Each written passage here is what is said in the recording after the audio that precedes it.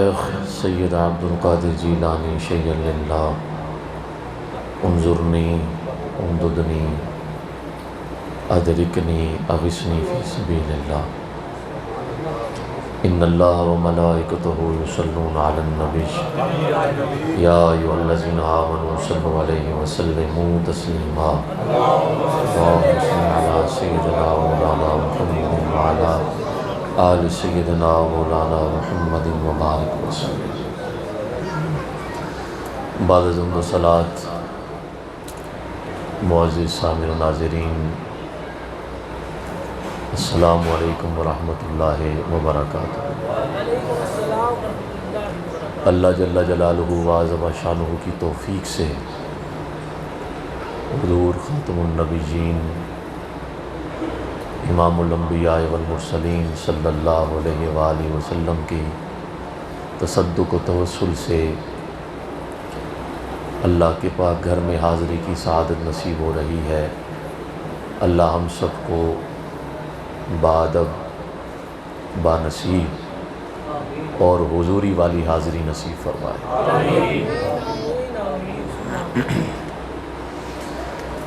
اللہ کا اتنا شکر ہے جتنا وہ کریم ہے، اتنا شکر ہے جتنا وہ رحیم ہے، اتنا شکر ہے جتنا اس کا جمال ہے، اور اتنا شکر ہے جتنا اس کا کمال ہے۔ یہ شکر میں نے اس لیے بھی ادا کیا ہے کہ ہم اس کے گھر میں بیٹھے ہیں، اور اس لیے بھی ادا کیا ہے قاری صاحب کی تلاوت سے لے کر بھائی کے نعرہ حیدری تک ساری کی ساری مجلس اور محفل زندہ محفل تھی اور زندگی بخشنے والی اور روح پرور مجلس تھی۔ اللہ اس محفل کو قبول فرمائے، اس کی روحانیت میں شاید میرے گناہ حائل ہو جائیں، اور شاید کی بات ہے کہ وہ نور جو آپ کو اب تک نصیب ہوا ہے وہ نہ نصیب ہو سکے، لیکن اللہ رب العزت ہم سب کو حضور کے نور نصیب فرمائے۔ شاہ صاحب کے والد صاحب کو کروٹ کروٹ جنت کی بہاریں نصیب فرمائے۔ بعض لوگ یہ سمجھتے ہیں کہ محفل میں صرف ہم ہی بیٹھے ہیں۔ بسا اوقات جب محفل قبول ہوتی ہے تو ملائے اعلیٰ سے فرشتے بھی شامل ہو جاتے ہیں۔ اب کسی کو نظر آئیں تو وہ یقین کر لیتا ہے، اور کچھ ایمان بالغیب والے بھی ہیں جن کو یقین ہے جہاں اللہ کا نام لیا جاتا ہے وہاں فرشتے حاضر ہوتے ہیں، جہاں صالحین کا ذکر ہو وہاں رحمت کی برسات ہو، اور جہاں صالحین کے امام علی کا نعرہ لگے وہاں رحمت کا اندازہ کیسے لگایا جا سکتا ہے۔ میں نے قرآن مجید فرقان حمید کی ایک آیہ مبارکہ جو 2 لفظوں پر مشتمل ہے وہ تلاوت کی ہے۔ آپ روزانہ اس کو پڑھتے ہیں۔ قرآن مجید فرقان حمید کی سورہ فاتحہ کی 2 آیت، اللہ رب العزت فرماتا ہے الرحمن الرحیم، وہ ذات جس کی تم تعریف کرتے ہو، وہ ذات جو تمہیں پالتی ہے، وہ ذات جو سب کچھ دیکھنے کے باوجود تمہارے عیبوں پر پردہ ڈالے ہوئے ہے، وہ ذات جو تمہاری خلوتوں کے گناہوں کو دیکھنے کے باوجود تمہاری جبینوں پر گناہ نہیں لکھتا، تمہیں ذلیل نہیں کرتا، تمہیں رسوا نہیں کرتا، تمہیں بے عزت نہیں کرتا، اس ذات کی شان ہے وہ ہے کہ وہ رحمان ہے۔ اللہ کون ہے؟ بولیے، رحمان ہے، اور اللہ کی دوسری صفت ہے وہ ہے رحیم۔ یہ رحمان سے بھی اونچی صفت ہے۔ رحمان سے بھی اونچی صفت رحیم ہے، اور پورے کے پورے قرآن میں لفظ رحمان 57 بار آیا ہے۔ کتنی بار؟ اور لفظ رحیم 114 بار آیا ہے۔ اس سے بھی اندازہ لگایا جا سکتا ہے کہ رحمان کی صفت رحیم سے کم ہے کہ وہ 57 بار آئی اور لفظ رحیم 114 بار آیا۔ یہ اس سے نکال کر کہ جو ہر سورت کے ابتدا میں بسم اللہ الرحمن الرحیم آیا، سورہ توبہ کو چھوڑ کر 113 بار تو بعد میں ہے نا، یہ میں علیحدہ بات کر رہا ہوں۔ اللہ نے 2 صفات بلکہ 3 صفات اللہ کی ایسی ہیں جس کو 2 صیغوں سے اللہ نے ذکر کیا۔ ایک اس کی رحمت کا صیغہ،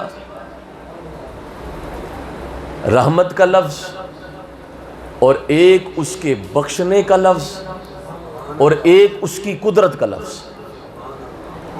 رحمت کو 2 صیغوں میں اللہ نے تقسیم کیا، وہ رحمان بھی ہے اور رحیم بھی ہے، غفور بھی ہے اور غفار بھی ہے، قادر بھی ہے اور قدیر بھی ہے۔ 3 صفات ایسی ہیں جس کو اللہ نے 2 صیغوں میں بتایا ہے۔ وجہ کیا ہے؟ تاکہ میرا گنہگار بندہ سب سے مایوس ہو جائے، میری رحمت سے کبھی مایوس نہ ہو۔ حضور کے ایک چچا ہیں، بڑے لاڈلے امیر حمزہ سید الشہداء۔ جب وہ شہید ہوئے، اور شہید کرنے والے عبداللہ واشی ہیں، جزاک اللہ، عبداللہ واشی شہید کرنے والے، بعد میں مسلمان بھی ہوئے۔ جب انہوں نے شہید کیا حضرت سید الشہداء امیر حمزہ رضی اللہ تعالیٰ عنہ کو، اس کے بعد آپ کے جسم کو مسلح کیا گیا، بازو کٹ گئے، ٹانگیں علیحدہ کر دیں، سینہ چبایا گیا، مسلح کیا گیا آپ کو۔ اس وقت آقا علیہ الصلوۃ والسلام نے قسم کھائی کہ میں اپنے چچا کے بدلے میں 70 کافروں کو ماروں گا، 70 کافروں کو شہید کروں گا۔ اس پر اللہ رب العزت نے قرآن مجید میں آیت اتاری، ان عاقبتم فعاقبوا بمثل ما عوقبتم بہ۔ محبوب، جتنی تکلیف تجھے پہنچی ہے اتنی ہی کافروں کو تکلیف پہنچا۔ بھئی تیرا ایک بندہ شہید ہوا ہے، ایک غلام شہید ہوا ہے، ایک چچا شہید ہوا ہے، تو ایک کے بدلے ایک ہی کو مار۔ ان کو مسلح کیا گیا ہے تو ان کو بھی مسلح کر لے، ایک کے بدلے ایک ہی ہو۔ لیکن محبوب اگر تو معاف فرما دینا تو معاف کرنا رب کو بڑا پسند ہے۔ اب آپ حضور کی رحمت اور اللہ کی رحمت کا اندازہ کیجئے۔ حضور ہے رحمت للعالمین، اللہ ہے رب العالمین۔ اللہ نے محبوب کو حکم دیا، محبوب معاف کر دے، تو معافی مجھے بڑی پسند ہے، بڑی اچھی لگتی ہے معاف کرنا، مجھے یہ عادت مجھے بڑی اچھی لگتی ہے۔ حضور نے صحابہ کو بلایا اور بلا کے کہا، عبداللہ کو جا کے کہو کہ مسلمان ہو جائے۔ ہم اپنے مزاج کو بھی دیکھیں اور حضور کے مزاج کو بھی دیکھیں۔ ہم سے کوئی اونچی بات کرے، ہم جب تک 10 گالیاں نہ بکلیں ہمیں سکون نہیں آتا۔ ہم کہتے ہیں اینٹ کا جواب پتھر سے دیں گے، اور وہ پتھر کا جواب ید اللہ کے گورے گورے ہاتھ اٹھا کر دیتے ہیں۔ 2 صحابہ کرام گئے، انہوں نے جا کر کہا، عبداللہ اسلام قبول کر لو، اسلام کی طرف آ جاؤ۔ انہوں نے آگے سے جواب دیا کہ میں نے تو قتل کیے ہیں، میں نے تو بدکاری کی ہے، میں نے تو شرک بھی کیا ہے، تو میری معافی ہو جائے گی؟ وہ واپس پلٹ کر حضور کی بارگاہ میں آئے، کہا یا رسول اللہ، وہ کہتے ہیں کہ میں نے اگر قتل کیا ہے، زنا کیا ہے، شرک کیا ہے، تو پھر بھی معافی ہو جائے گی؟ اللہ نے اللہ کے محبوب کریم صلی اللہ علیہ وسلم نے قرآن مجید کی آیت پڑھی، ان اللہ لا یغفر ان یشرک بہ ویغفر ما دون ذلک لمن یشاء۔ بے شک اللہ شرک کے علاوہ جس بھی گناہ کو چاہتا ہے بخشش فرما دیتا ہے، اور شرک تب معاف ہوگا جب کلمہ توحید پڑھ لیں گے۔ تو کلمہ پڑھنے سے شرک بھی معاف ہو گیا، باقی سارے گناہ بھی معاف ہو گئے۔ جب یہ آیت صحابہ نے جا کے سنائی عبداللہ واشی کو تو انہوں نے کہا میں تو اسلام قبول نہیں کرتا، چونکہ اس آیت میں کوئی گارنٹی ہی نہیں کہ اللہ معاف بھی کرے گا کہ نہیں کرے گا، اس میں گارنٹی نہیں ہے۔ اللہ پہلے کہتا ہے کہ شرک کے علاوہ سارے گناہ معاف کروں گا، پھر کہتا ہے جس گناہ کو چاہوں گا بخشوں گا، جسے چاہوں نہ بخشوں۔ فَيَغْفِرُ لِمَنْ يَشَاءُ وَيُعَذِّبُ مَنْ يَشَاءُ، جس کو چاہے بخش دوں اور جس کو چاہے عذاب دے دوں۔ میں تو اسلام نہیں قبول کرتا۔ وہ صحابہ کرام واپس آ گئے۔ اللہ اکبر، ہماری ایک دفعہ کوئی بات نہ سنے، ہم دوسری دفعہ اس سے منہ لگانا مناسب نہیں سمجھتے۔ بندے اپنی اولاد کو بھی آگ کر دیتے ہیں، لیکن ایک وہ رب ہے، ایک گناہ میرا ماں پہ ویکھے دیوے دیس نکالا، لکھ گناہ میرا اللہ ویکھے تیو پردے پامن والا۔ حضور نے پھر پیغام بھیجا، کہا جا کے اسے کہو اللہ رب العزت ہر گناہ کو معاف فرما دیتا ہے، لیکن اس کے لیے کام کرنا پڑتا ہے۔ الا من تاب وآمن وعمل عملا صالحا، شرط یہ ہے کہ توبہ کرے، ایمان لے کر آئے اور پھر عمل صالح کرے۔ یہ آیت صحابہ کرام حضرت عبداللہ کے پاس لے کے گئے اور جا کے کہا کہ اب قرآن مجید کی یہ آیت سنو۔ جب یہ آیت سنی گئی انہوں نے کہا میں اب بھی اسلام قبول نہیں کرتا، بھئی ایمان بھی لے آؤں، توبہ بھی کر لوں، انسان ہوں پھر گناہ کر دوں تو پھر کیا گارنٹی ہے کہ اللہ معاف کر دے گا؟ یہاں تو اللہ کہتا ہے وَعَمِلَ عَمَلًا صَالِحًا، نیک عمل کرنا بھی توبہ کے ساتھ شرط ہے۔ میں پھر سے گناہ کر دوں تو کیا گارنٹی ہے کہ پھر معافی ہو جائے گی؟ میں اسلام قبول نہیں کرتا۔ صحابہ کرام پھر آ گئے، کہا یا رسول اللہ، اب تو انہوں نے پھر سے دلیل دے دی ہے، اب کیا کیا جائے؟ حضور خاموش ہو گئے۔ آپ تھوڑی دیر خاموش ہوئے اور آپ کے لبوں پہ مسکراہٹ آ گئی۔ کہا جاؤ پھر عبداللہ کو جا کے یہ قرآن مجید کی آیت سناؤ، قل یا عبادی الذین اسرفوا علی انفسہم لا تقنطوا من رحمت اللہ ان اللہ یغفر الذنوب جمیعا انہ هو الغفور الرحیم۔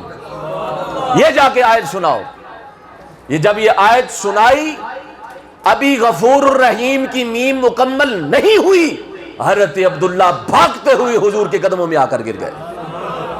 حضور نے فرمایا انی احب لی الدنیا، فرمایا کائنات کے سارے خزانے میرے دائیں ہاتھ پہ رکھ دیے جائیں، میں سارے خزانوں کو ٹھوکر مار دوں، اس آیت کو سینے سے لگا لوں۔ یہ آیت مجھے اتنی پسند ہے۔ محبوب اپنے بندوں سے کہہ دو، اپنے غلاموں سے کہہ دو، وہ جو گناہ گار ہیں، کون ہے؟ ہائے ہائے، نیکوں کے تو سبھی ہیں نا، گنہگاروں کا پھر اللہ ہی ہے اور رسول اللہ ہی ہے۔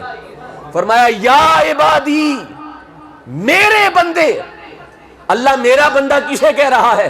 الذین اسرفوا علی انفسہم، وہ جو دن رات گناہ کرتا رہتا ہے، وہ جو دن رات غفلت میں ہے، وہ جو بے نمازی ہے، وہ جو جس پہ زکوٰۃ فرض ہے زکوٰۃ نہیں دیتا، جس پہ قربانی فرض ہے قربانی نہیں دیتا، جس پہ حج فرض ہے حج ادا نہیں کرتا، وہ جو جس کی آنکھیں بے حیا ہیں، وہ جس کے کان بے حیا ہے، وہ جس کی زبان بے حیا ہے، اللہ اس سے کہتا ہے لا تقنطوا من رحمت اللہ، میری رحمت سے مایوس نہ ہونا۔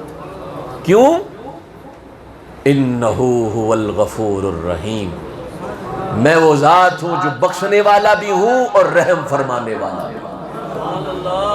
حضرت داؤد علیہ السلام کو اللہ نے وحی فرمائی، اے داؤد، اگر میرے گنہگار بندوں کو پتہ چل جائے نا کہ میں ان سے کتنی محبت کرتا ہوں اور کتنی چاہت رکھتا ہوں، تو وہ اپنی گردنیں کاٹ کر میرے قدموں میں قربان کر دے۔ اب قدم سے مراد اللہ کے قدم، اللہ قدموں سے پاک ہے، مطلب اللہ کی بارگاہ میں قربان کر دے۔ گنہگاروں کو پتہ چل جائے کہ میں ان سے کتنی محبت کرتا ہوں، وہ اپنا سر کٹوا دیں، جسم چھلنی چھلنی کروا دیں، اگر انہیں پتہ چل جائے کہ جو اللہ کی بارگاہ میں پلٹ کر آ جاتے ہیں میں ان سے کتنی محبت سے ملا کرتا ہوں، ان سے کتنی محبت کرتا ہوں۔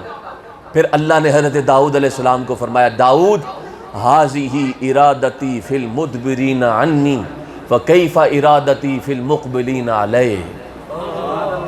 فرمایا داؤد یہ میری محبت ان سے ہے جو گنہگار ہیں، جو پلٹ کر واپس آ جائیں، ان سے میری اتنی محبت ہے تو نیکوکار بندوں سے میں کتنی محبت کرتا ہوں گا۔ اس کی رحمت کا احاطہ نہیں ہو سکتا۔ وَرَحْمَتِي وَسِعَتْ كُلَّ شَيْءٍ، اس کی رحمت ہر چیز کا احاطہ کیے ہوئے ہے۔ ایک اور حدیث سنا دوں عجیب سی، حضور نے ارشاد فرمایا اللہ کی رحمت کے 100 حصے ہیں۔ کتنے حصے؟ سب بولیے، 100 حصے ہیں اللہ کی رحمت کے۔ فرمایا 99 حصے اللہ قیامت والے دن کھولے گا۔ کب کھولے گا؟ بولیے نا، قیامت والے دن 99 حصے کھولے گا، اور ایک حصہ آدم علیہ السلام سے لے کر قیامت تک اللہ کی جو رحمت کا حصہ تقسیم ہو رہا ہے وہ صرف ایک حصہ ہے۔ اس ایک حصے سے درندے کھانا کھاتے ہیں، اس ایک حصے سے ماں باپ اپنے بچوں سے پیار کرتے ہیں، اس ایک حصے کے گنہگاروں کی بخشش ہوتی ہے، اس ایک حصے سے ہماری شکلیں نہیں بگڑتی، اس ایک حصے سے قبر میں عذاب اگر اللہ بچا لے تو بچا لیتا ہے، اس ایک حصے سے اللہ بیماریوں سے شفا دیتا ہے، اس ایک حصے سے اللہ ہم پہ عنایات کرتا ہے، اس ایک حصے سے اللہ کافروں کو بھی رزق عطا فرماتا ہے، اس ایک حصے سے کافروں کو بھی اللہ پانی دیتا ہے۔ اب آپ اندازہ کیجئے اللہ کی رحمت کے ایک حصے کا عالم یہ ہے تو اللہ کی رحمت کے 99 حصوں کا عالم کیا ہوگا؟ اس وقت کیا عالم ہوگا، کیا سلسلہ ہوگا۔ اور جس کو رحمت نصیب ہو جائے وہ لمحے میں بدل جاتا ہے۔ حضرت بہلول دانا، ان کا نام سب نے سنا ہوگا۔ آپ کو نا بادشاہوں سے ملنے کا شوق نہیں تھا، امیروں سے، وڈیروں سے، اور فقیر کہتے ہی اسے ہے جو امیروں سے کھچا کھچا رہے، اور جو امیروں کے در پہ پھرتا رہے وہ دنیا کا کتا ہوتا ہے، پیر نہیں ہو سکتا، فقیر نہیں ہوتا۔ بیس الفقیر علی باب الامیر ونعم الامیر علی باب الفقیر، کہا کہ اچھا پیر اور اچھا فقیر وہ ہے جو بادشاہوں کے در کے ٹھڈے نہ کھاتا پھرے،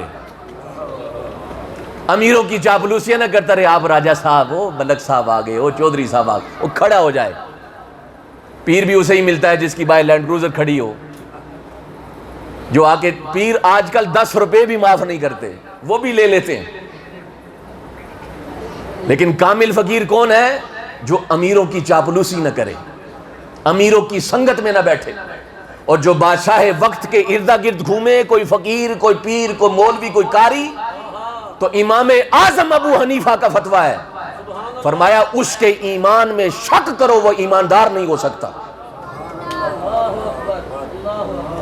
اور میرے شیخ، میرے مرشد، میرے سب کچھ کے مالک حضور شہنشاہ بغداد فرماتے ہیں جو کسی کی عزت اس لیے کرے کہ وہ امیر ہے، توجہ ہے آپ سب کی، جو کسی کی عزت اس لیے کرے، یہ جی شعر ان کی نظر ہے، کیوں؟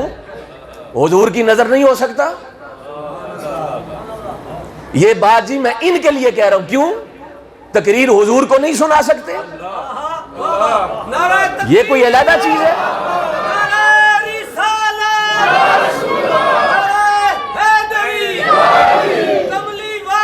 زندہ امام اعظم ابو حنیفہ نے کیا کہا؟ اس کی ایمان پہ شک کرو جو امیروں کی صحبت میں رہے۔ حضور شہنشاہ بغداد کیا فرماتے ہیں؟ جو کسی امیر کی عزت اس لیے کرے کہ وہ امیر ہے، غریب تو سٹیج پہ نظر ہی نہیں آتا، وہ تو راجے ملک نظر آتے، غریب تو بیچارہ پیچھے بیٹھا ہوتا ہے، مسجد کی صفائی کر کے بیچارہ چلا جاتا ہے، حالانکہ زیر صدارت اس کی ہے جس نے مسجد کی صفائی کی ہے، جس درویش نے پوسٹر لگائے ہیں، جو درویش جگہ جگہ لوگوں کو بتاتا پھرتا ہے آج میرے محبوب کی محفل ہے، ذرا میرے ساجن کی بزم میں آ جانا۔ وہ مہمان خصوصی ہے، میں مہمان خصوصی نہیں ہوں۔ میں تو وقت پہ آؤں گا، تقریر کروں گا، پیسے چھاپے اور چلا گیا، نعت خان آیا، نعت پڑھی، چلا گیا، نقیب محفل نے نقابت کی، چلا گیا، قاری قرآن نے تلاوت کی، چلا گیا۔ بنصیب تو وہ شخص ہے جو اول سے لے کر آخر تک بیٹھا رہا۔ آپ ہیں مہمان خصوصی، میں نہیں ہوں۔ وہ شخص مہمان خصوصی ہے جو اول سے لے کر آخر تک بزم میں شامل رہا۔ فرمایا جو امیر کی عزت اس لیے کرے کہ وہ امیر ہے، اس کا آدھا ایمان اللہ اسی وقت واپس لے لیتا ہے، آدھا ایمان لے لیتا ہے۔ اور اگر کوئی قاری، اور اگر کوئی مولوی، اور اگر کوئی پیر اور دعوے دار پیری کا، فقیری کا دعوے دار اگر کوئی کسی امیر کی عزت اس لیے کرے کہ وہ امیر ہے، فرمایا اللہ اسی لمحے اس کے پورے ایمان کو واپس لے لیتا ہے، اس کے پلے کچھ نہیں بچتا۔ بہلول دا نا فقیر تھے، فقیر کیا تھے؟ اور حضور داتا گنج بخش آپ نے ارشاد فرمایا فقیر اور پیر کی تعریف یہ ہے کہ جس کے سامنے مٹی کا ڈھیلا اور سونے کا ڈھیلا برابر ہو۔ نہیں سمجھے آپ بات میری؟ مٹی کا ڈھیلا اور مٹی کا ڈھیلا برابر ہو، اس کے نزدیک کوئی حیثیت نہ ہو۔ وہ ایک جوان تھا نا، اس کو سونا بنانے کی کہیں سے نسخہ مل گیا، پاس ایک فقیر گزر رہا تھا، انہاں فقیراں کون پوچھے، یہ تو اپنی ٹھوکر میں کائنات رکھتے ہیں،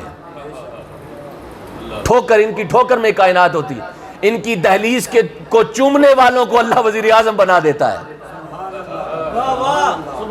بات سمجھے آپ میری؟ میں اب پچھلے دنوں کلیام شریف بھی بیان کر رہا تھا، وہاں بہت سارے بندے بیٹھے تھے، شاید پیپل پارٹی کے بھی بیٹھے ہوں، بعد میں مجھے کال بھی آئی کہ تسی گل ٹھیک کرنے ہو لیکن انج نہ کیتا کرو، یہ کلیامی بھائی بیٹھے اس لیے میں کر رہا ہوں۔ وہاں میں نے ایک جملہ کہا، میں نے کہا بابا فضل شاہ کلیامی وزیر اعظم ہے یا پرویز اشرف وزیر اعظم ہے جو ان کے دربار پہ ٹھڈے کھاتا رہا؟ بھائی وزیر اعظم تو فضل الدین کلیامی ہوا نا، وزیر اعظم تو علی حجویری ہوا جس کے قدموں میں بڑے بڑے بادشاہ کے ٹھوکر کھاتے ہیں۔ وزیر اعظم فرید ہوا کہ عمران ہوا کہ عمران فرید کی چوکھٹ کو چومے تو وزیر اعظم بنے؟ فرید وزیر اعظم ہے، فرید سب کچھ ہے۔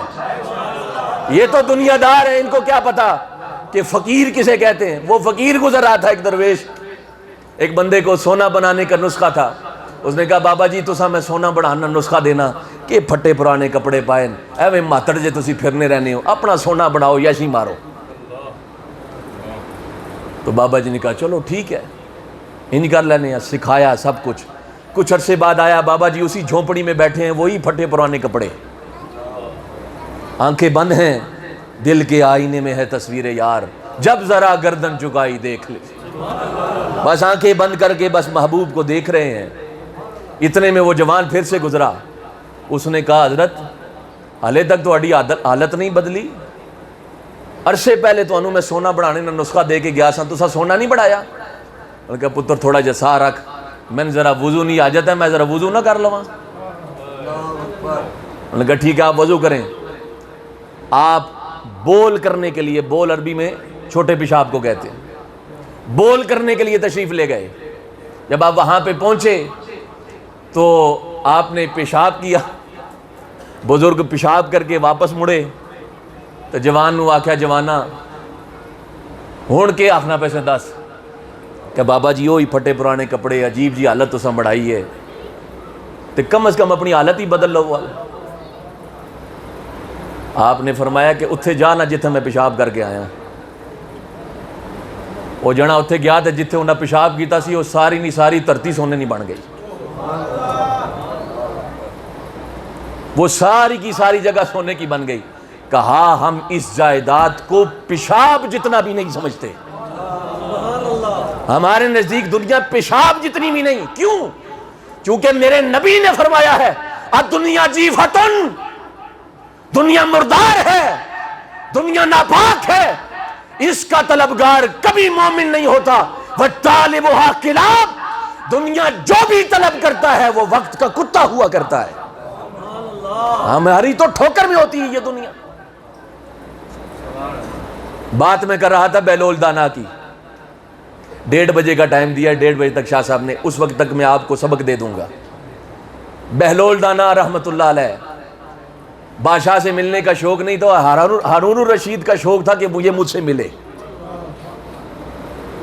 ایک دفعہ بہلول دانا گلی سے گزر رہے تھے، بادشاہ کیا ایت میں ملنا نہیں، چلو ایسا جالا پا کے اتنے چھکو. کمند ڈالی گئی، جالا ڈالا گیا، اوپر کھینچ لیا گیا، جالے سے علیحدہ کیا گیا. پوچھا ان سے بہلول یہ بتا اللہ کیسے ملتا ہے، اللہ کیسے ملتا ہے، اس سے ملاقات کیسے ہوتی ہے؟ حضرت بہلول دانا نے فرمایا اللہ ویسے ہی ملتا ہے جیسے تو نے مجھے جال کھینچ کے بلا لیا. خواجہ زندہ پیر کا نام سنا ہے آپ نے؟ گمگول شریف والے بابا جی. خواجہ صاحب سے کسی مولوی صاحب نے آ کے پوچھا بابا جی اللہ کیسے ملے گا؟ خواجہ صاحب نے کہا اس طرف تو نے منہ کیا ہے اور یہاں سارے کے سارے گناہ ہیں اور دنیا کی محبت ہے، بس ادھر سے چہرہ پھیر کر ادھر پھیرنے کی دیر ہے اللہ مل جائے گا. اتنا اوکھا نہیں ملنا، بڑا سوکھا مل جانا ہے پر اساں کدی تلاش ہی نہیں کیتا. ہم دنیا سے نکلیں تو تب نہ. اللہ کو تلاش کرنے کے لیے کون رات کو جاگتا ہے؟ لوگ نماز نہیں پڑھتے، جاگنا تو دور کی بات ہے. اللہ کے لیے کوئی فلمیں نہیں چھوڑ سکتا، اللہ کے لیے کوئی جھوٹ نہیں چھوڑ سکتا، اللہ کے لیے کوئی بدکاری نہیں چھوڑ سکتا، اللہ کے لیے کوئی سود نہیں چھوڑ سکتا. اللہ کہاں سے ملے گا؟ انہوں نے کہا بھی یہ مجھے سمجھ نہیں آئی کہ اللہ ایسے مل جائے گا جیسے تو مجھ سے ملا. حضرت بہلول دانا نے کہا اگر میں تجھ سے ملنا چاہتا تو پہلے میں غسل کرتا، کہیں میرے جسم سے بدبو نہ آئے، میں خوشبو لگاتا، لباس فاخرہ پہنتا، اچھا لباس زیب تن کرتا، پھر اس کے بعد تیری چوکھٹ پہ آ کے تیرے دربان کی منتیں کرتا. یار بادشاہ نال ملا دینا، بادشاہ نال ملا دینا. اب اس کی مرضی ہے ملوائے نہ ملوائے. پھر اگر میں بہت زیادہ اس سے اصرار کرتا تو شاید مجھے اندر آنے دیتا. اب اگر میں تیرے گھر میں آ بھی جاتا تو تیری مرضی ہوتی مجھے ملتا یا نہ ملتا. لیکن اللہ جس سے ملنا چاہے اس کو ایسے بلاتا ہے جیسے تو نے مجھے بلا لیا. فرمایا اگر میں خود سے ملنا چاہتا تو میں کوشش کرتا، کاوش کرتا، جد و جہد کرتا، میری سب جد و جہد ایک طرف ہوتی، تیرا مجھے کھینچنا ایک طرف ہوتا. اللہ جس سے محبت کرتا ہے اس کو ہدایت کی توفیق عطا فرما دیتا ہے، اور جس سے محبت نہیں کرتا اس کی جبین سجدوں کو ترستی رہتی ہے، اس کو کچھ نصیب نہیں ہوتا.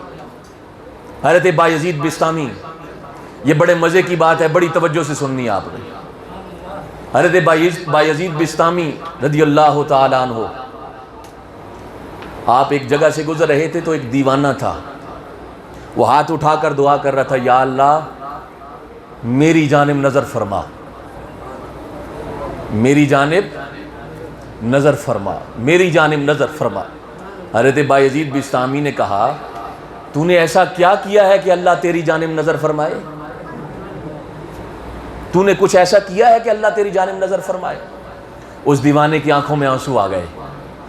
وہ دیوانہ رو کے کہتا ہے بایزید مجھے اگر اللہ دیکھ لینا میں وہ کرنے لگوں گا جو اللہ کو پسند ہے، میں وہ خود کرنے لگوں گا جو اللہ کو پسند ہے. ابھی تک اس نے مجھے دیکھا نہیں، اس نے دیکھا نہیں، اس بات کی گارنٹی ہے کہ اس نے مجھے دیکھا نہیں. اگر دیکھا ہوتا تو میں اس کے نام لیواؤں میں ہوتا، دیکھا ہوتا تو میری جبین سجدوں کے نور سے منور ہوتی، دیکھا ہوتا تو میری آنکھیں بے حیا نہ ہوتی، دیکھا ہوتا تو میری زبان جھوٹ، غیبت، چغلی، بہتان اور حسد نہ کرتی، دیکھا ہوتا تو میرا دل اس کی یاد میں لگا ہوتا، دیکھا ہوتا تو ہم حضور کی محبت میں روتے رہتے، دیکھا ہوتا تو ہم رت جگہ کرتے، دیکھا ہوتا تو ہم حضور کی محبت میں رو رہے ہوتے۔ یہ ہم جو غافل ہیں، یہ ہم جو گنہگار ہیں، یہ ہم جو بدکار ہیں، یہ جو ساری زندگی ہماری گناہوں میں گزر رہی ہے نا، یہ اس بات کی علامت ہے کہ اس نے ابھی تک دیکھا ہی نہیں، اس نے ابھی تک دیکھا ہی نہیں۔ اور جب وہ دیکھ لیتا ہے تو بشر اگر شراب پینے والا ہو، اللہ لمحوں میں تقدیر بدل کر اس نے اپنے خاص بندوں میں شامل فرما لیتا ہے۔ فضیل ڈاکو ہو، اللہ اگر دیکھ لے تو اپنا ولی بنا دیتا ہے۔ یہ تو لمحوں کی بات ہے۔ اللہ جس کی جانب دیکھ لیتا ہے وہ ہمیشہ اس کے جمال کا ظہور اس کے جسم پر ہوتا رہتا ہے۔ اور آپ ہمیشہ یاد رکھیے، یہ نسخہ دے رہا ہوں آپ کو۔ میں نے ایک بزرگ سے پوچھا کہ کیسے پتا چلے گا اللہ مجھ سے جلال میں ہے کہ جمال میں؟ تو انہوں نے کہا بیٹا سادی سی نشانی ہے، گناہ رب کا جلال ہے اور ثواب رب کا جمال ہے۔ جب تک تو گنہگار ہے سمجھ جا تو اللہ کے جلال میں ہے، اور جب گناہوں سے تائب ہو جائے گا سمجھ جا اللہ کا جمال تجھے نصیب ہو گیا ہے۔ مولانا روم فرماتے ہیں حضرت شعیب علیہ السلام کے پاس ایک شخص آیا اور اس نے آ کے کہا کہ مجھ پر اللہ کا بڑا کرم ہے، بڑا فضل ہے جی، بڑی رحمت ہے۔ انہوں نے کہا کیا فضل ہے اور کیا رحمت ہے؟ کہا اللہ کی اتنی بڑی رحمت ہے، اتنا بڑا کرم ہے کہ میں اتنا گنہگار ہوں لیکن مجھے اللہ کا عذاب نہیں ہوتا۔ بھئی نماز میں نہیں پڑھتا، ہر طرح کا گناہ میں کرتا ہوں لیکن اللہ مجھے عذاب نہیں دیتا، اللہ کی میں پکڑ میں نہیں ہوں۔ حضرت شعیب علیہ السلام کے دل میں بات آئی، بات تو ٹھیک ہے، واقعی اللہ کی عذاب اس پہ نہیں ہے، اللہ کی پکڑ اس پہ نہیں ہے۔ حضرت شعیب علیہ السلام نے اللہ کی بارگاہ میں عرض کی، یا اللہ وہ جو تیرا گنہگار بندہ ہے نا، اس نے کہا تھا کہ اللہ کی پکڑ میں نہیں ہوں، مجھ پر اللہ کا عذاب نہیں آتا، حالانکہ مجھ سے بڑا گنہگار کوئی نہیں، میں گناہ بھی کرتا ہوں، اللہ مجھے پکڑتا نہیں ہے۔ اللہ نے آگے سے حضرت شعیب علیہ السلام کو جواب دیا، شعیب تو میرا نبی ہے، ایک راز کی بات تجھے بتاؤں؟ کہا یا اللہ حکم کیجئے۔ فرمایا اس سے بڑی پکڑ اور کیا ہے کہ گناہ تو کرتا ہے لیکن اس کو توبہ کی توفیق نصیب نہیں۔ گناہ در گناہ، گناہ در گناہ، گناہ در گناہ، گناہ در گناہ کرنا، یہ اللہ کی سب سے بڑی پکڑ ہے۔ بات سمجھے آپ؟ میں یہ کہتا ہوں کہ میں نماز نہیں پڑھتا، میں یہ کہتا ہوں کہ میں روزہ نہیں رکھتا، میں یہ کہتا ہوں کہ میں گناہ کرتا ہوں، میں یہ کہتا ہوں کہ میں بدکاری کرتا ہوں، میں کیا چیز ہوں؟ میری کیا اوقات ہے؟ وہ اللہ ہی نہیں چاہتا کہ اس کے پاک گھر میں تو آئے اور آ کے سجدہ کرے۔ امام غزالی فرماتے ہیں جب تو کسی بھی نیکی، چھوٹی سی چھوٹی نیکی بھی تجھے رکاوٹ بن جائے، چھوٹی سی چھوٹی نیکی بھی تیرے معاملے میں رکاوٹ بن جائے، تیرے عمل میں رکاوٹ بن جائے، تو سمجھ جاؤ اس کے پیچھے ایک چھوٹا گناہ ہے۔ چھوٹا گناہ چھوٹی نیکی کے راہ میں رکاوٹ بن جاتی ہے، اور بڑا گناہ بڑی نیکی کے راہ میں رکاوٹ ہے۔ اور اگر کوئی توبہ کر لے تو وہ بڑا کریم ہے، پہلے نمبر پہ معاف کرتا ہے، اور پھر اتنا بڑا احسان کرتا ہے کہ گناہوں کو نیکیوں میں بدل دیتا ہے۔ آپ گناہوں کو نیکیوں میں بدلنے کے پروسیس پہ اگر آپ تھوڑا سا غور کریں، کھبے پاسے والا فرشتہ کیا کر رہا ہے؟ پتہ ہے تو انو جس نو پتہ ہے وہ بولے، گناہ لکھ رہا ہے تو سجے لگے کرنا پہ۔ یہاں گناہ لکھا ہوا ہے، نماز نہیں پڑھی، فلاں کی تاس، فلاں کی تاس، فلاں کی تاس، فلاں کی تاس، فلاں کی تاس، اتھے لگیا ذکر کی تاس، نماز پڑھی، مسجد چایا، اللہ اللہ سنی، نعت پڑھی، نعرے لائے، سبحان اللہ کی تاس، الحمدللہ، اللہ اکبر، تقریر سنی، سارا کچھ کی، یہ لکھا جا رہا ہے۔ اب پروسیس دیکھیے، یہاں پہ گناہ لکھا ہے، اللہ کہتا ہے توبہ کر، یا اللہ میری توبہ، صدق کے دل سے توبہ کرے، آئندہ گناہ نہیں کروں گا۔ حضور نے فرمایا توبہ کرنا ایسے ہی جیسے اونٹنی کے تھنوں سے دودھ ایک دفعہ نکل جائے، پلٹ کر تھنوں میں نہیں نہ جاتا، اس طرح گناہ سے توبہ کرنے کے بعد گناہ کی طرف نہیں جاتا. گناہگار گناہ کی طرف توبہ، اس کو توبہ کہتے ہیں. میں جو کرتا ہوں یہ ٹھٹھا ہے اللہ کے ساتھ، مذاق ہے. کوئی بھی معاملہ وہ دیکھے تو استغفر اللہ، یہ ڈرامہ ہے اللہ سے. میں اللہ سے معافی چاہتا ہوں. مسجد تو باہر نکلے جتھے نہیں کھوتی اتھی آن کھلوتی، کسی کھاتے کے نہیں، کچھ بھی اسے نصیب نہیں ہوتا. اور جو کامل توبہ کر لے، اللہ کیا کہتا ہے، پہلے تو توبہ قبول کرتا ہوں، پھر گناہ معاف کرتا ہوں. اور پھر یہ جو فرشتوں نے ڈائریاں بھری پڑی ہیں، 10 سال 20 سال 30 سال 40 سال 50 سال 60 سال کی ڈائریاں، ہائے ہائے، وہ ساری کی ساری ڈائریاں مٹا دیتا ہوں. حکم دیتا ہوں مٹا دو، جو جو لکھا ہے مٹاؤ. یا اللہ مٹا دیا، اب کیا کریں؟ فرمایا اے جڑا فرشتہ ہے نا، ذرا متحرک ہو جا، 60 سال کی نیکیاں یہاں پہ لکھ.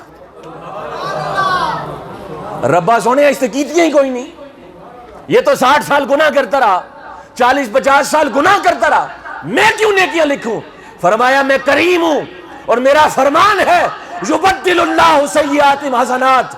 جو میری بارگاہ میں تائب ہو جائے، صدق کے دل سے توبہ کر لے، میں اس کے گناہوں کو بھی نیکیوں میں تبدیل فرما دیتا ہوں.